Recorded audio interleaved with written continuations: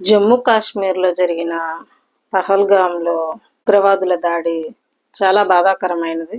దీనికి సంబంధించి చాలా మంది కూడా సోషల్ మీడియాలో కానీ ఇంకా యూట్యూబుల్లో రకరకాలుగా వీడియోస్ చంపాల్సిందే, రక్తానికి రక్తం, ప్రాణానికి ప్రాణం అని అంటున్నారు. కానీ మన భారతదేశం చాలా ధర్మబద్ధంగా నడుస్తుంది. అలా అని చెప్పేసి ఈరోజు పాకిస్తాన్ వాళ్ళు ఇలా చేశారని చెప్పేసి పాకిస్తాన్ని ఇలా చేయాలి అలా చేయాలని చెప్పేసి చిన్న పిల్లలతో సహా చాలా ఆవేశంగా ఉన్నారు. కానీ మన భారతదేశ ప్రభుత్వం చాలా వరకు కూడా ఏదైనా సరే ఒక పద్మ వ్యూహాన్ని పన్ని దాని ద్వారా ఎదుటి వాళ్ళకి ఇబ్బంది లేకుండా, కానీ మన జోలికి రాకుండా మనమేంటి అనేది నిరూపించుకోవడానికి ఒక సత్తా అనేది తప్పకుండా చూపిస్తుంది. అంటే భారతదేశం సర్వమత సమ్మేళనం కదా, అన్ని మతాలు కూడా భారతదేశం, అన్ని మతస్థులు కూడా సగర్వంగా బతకగలుగుతున్నారు. ఉగ్రవాదుల మెయిన్ వ్యూహం ఏంటి అంటే భారతదేశంలో మత చిచ్చును పెట్టి ఆ మత కల్లోహాల్లో భారతదేశం చిన్నాభిన్నమైతే అప్పుడు వారి ఉనికిని చాటుకోవడానికి వాళ్ళు పేసి మీరు హిందువా అని అడిగి మరీ చంపటంలో ముఖ్య ఉద్దేశం అదనమాట. ఇప్పుడు వాళ్ళేమో పాకిస్తాన్ వాళ్ళేమో సిమ్లా ఒప్పందాన్ని రద్దు చేయటం, భారత్ పాకిస్తాన్ సరిహద్దు రేఖ, సిమ్లా ఒప్పందం అంటే భారత్ పాకిస్తాన్ సరిహద్దు రేఖను తీసివేయటం అనమాట. అంటే మేము ఈ హద్దు రేఖను తీసేస్తున్నాము, సో మేము ఏ క్షణమైనా సరే మీ భారతదేశంలో ప్రవేశించవచ్చు అని చెప్పేసి యుద్ధానికి వ్యూహం పడినట్టు ముందుగా తెలియజేయటం అనమాట. మన భారతదేశం ఏమో సింధు జలాలని ఆపివేసింది. అంటే వాళ్ళకి 90% కూడా పాకిస్తాన్ 90% కూడా అగ్రికల్చర్ మీద ఆధారపడి బతుకుతుంది. సో ఈ సింధు జలాలను ఆపేయటం వల్ల, ఈ 3 దారుల్లో వెళ్ళే సింధు జలాలను, ఆ నది జలాలను ఆపేయటం వల్ల వాళ్ళకి ఎకనామికల్గా పాకిస్తాన్ని దెబ్బతీయొచ్చు అన్న లెక్కలో భారతదేశం ఇలా చేసిందని చెప్పి చాలా మంది అనుకుంటున్నారు. అది పొరపాటు. భారతదేశం ఏంటంటే కొంత టైం వరకు ఆపుదాము జలాలను అని చెప్పేసి చూసిందనమాట.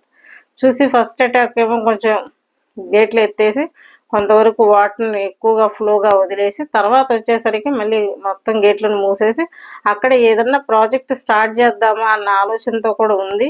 సో అలాగే వాళ్ళ ఎకానమీ దెబ్బతీయాలని భారతదేశం ముఖ్య ఉద్దేశం అయితే కాదు. ఎందుకంటే పాకిస్తాన్ ప్రజలు వేరు, సమాజం వేరు, అక్కడ టెర్రరిజం వేరు, అక్కడ పరిపాలన విధానం వేరు, అక్కడ రాష్ట్రాల విభజన కూడా వేరు. చాలా చిన్నది పాకిస్తాన్ అనేది, చాలా చిన్న ప్రాంతం. సో వాళ్ళు ఏదో అనుకుంటున్నారు భారతదేశాన్ని ఏదో చేసేద్దామని, ఏమి చేయలేరు. మన ఇంటెలిజెన్స్ వర్గాలు ఏం చేస్తున్నాయో తెలియదు కానీ మొత్తానికి ఇంటెలిజెన్స్ అనేది అక్కడ జమ్మూ కాశ్మీర్లో ఫెయిల్ అయిందని చెప్పాలి.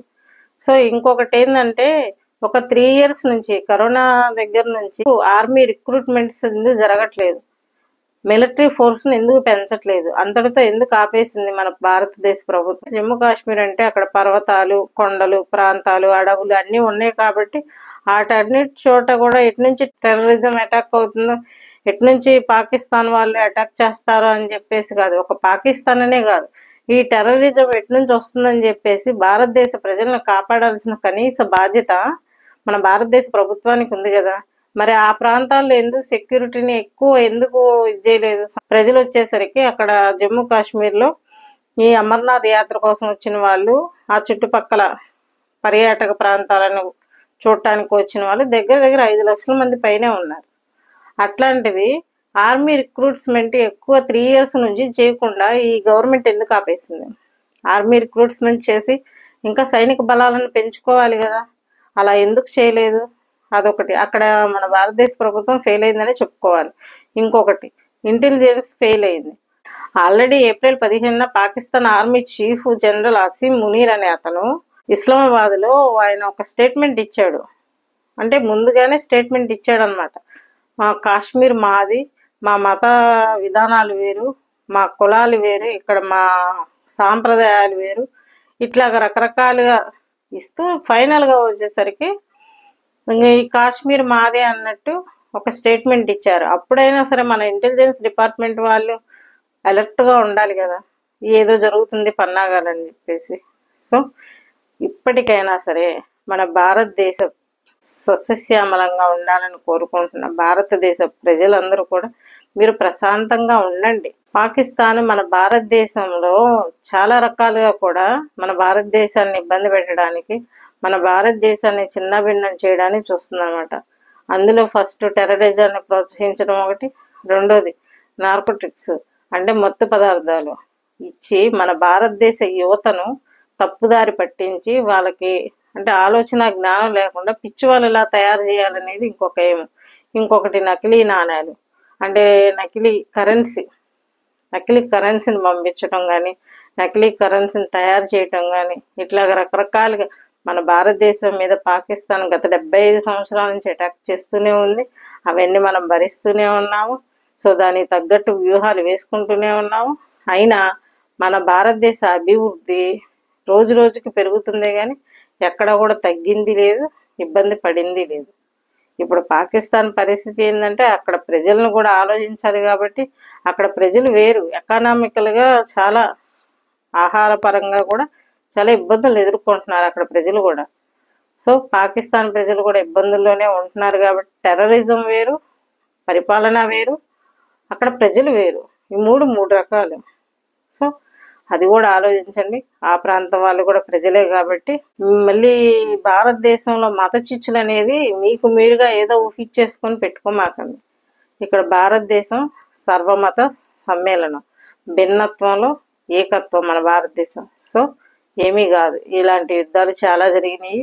మన భారతదేశానికి కొత్త ఏం కాదు. పాకిస్తాన్తో 75 సంవత్సరాల నుంచి యుద్ధ పోరాటాలు చేస్తూనే ఉంది జమ్మూ కాశ్మీర్ దగ్గర.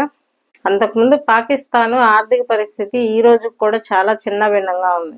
అంతకుముందు అయినా సరే అమెరికా కానీ, Gulf states, Saudi Arabia, China ఇలాంటి దేశాలు కూడా కాస్త ఎకనామికల్గా సపోర్ట్ ఇచ్చేవి, కాస్త ఆర్థిక సహాయం అనేది చేసేది. ఇప్పుడు ఏంటంటే పాకిస్తాన్కి పూర్తిగా ఏ దేశం కూడా సహకరించట్లేదు. ఇప్పుడు సింధు నది నీళ్లు బంద్తో ఒరిగేదేముంది, అక్కడ ప్రజలు ఇబ్బంది పడటమే కదా. ఏదైనా సరే మన భారతదేశ ప్రభుత్వం ఆలోచించి తీసుకునే నిర్ణయాలు ఉంటాయి. మన భారతదేశం ఎప్పుడు సస్యశ్యామలంగానే ఉంటుంది. సో ఎటువంటి ఇబ్బందులు ఉండవు. ఏ యుద్ధాలు వచ్చినా సరే భారతీయ ప్రజలు ఎప్పుడు కూడా సుఖశాంతులతో ప్రశాంతంగా ఉంటారు.